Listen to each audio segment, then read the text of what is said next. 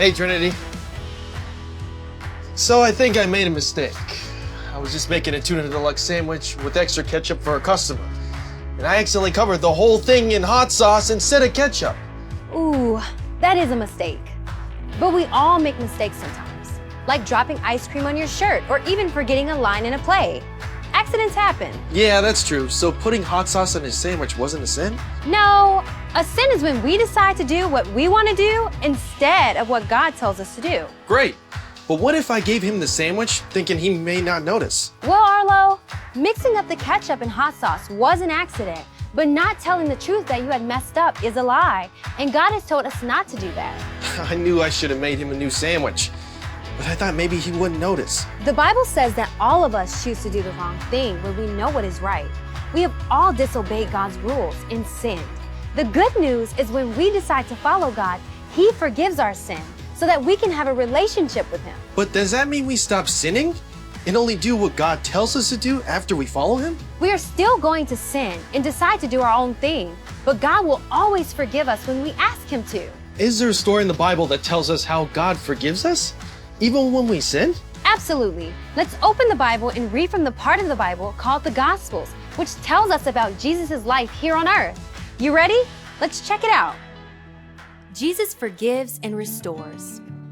Peter was a close friend of Jesus. During Jesus' arrest and trial, people came up and questioned Peter, accusing him of knowing Jesus. 3 different times, Peter betrayed Jesus.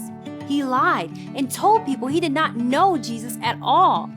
When Peter realized what he had done, he was very sad and ashamed. Wow, if my friend did that to me, I'm not sure if I could ever forgive him. Peter had followed Jesus for years, learning from him and telling others that Jesus was God's son. But when the time came for Peter to stand up for his friend and teacher, Peter denied ever knowing who Jesus was.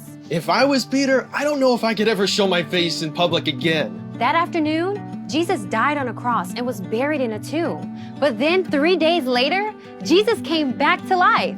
Why don't you read the next part and see how Jesus reacted to Peter? Many days later, Peter and the other followers of Jesus had spent all night on a boat fishing, but they did not catch anything. Jesus stood on the shore, but his friends did not recognize him. He told them to put their fishing net on the other side of the boat and they would catch fish.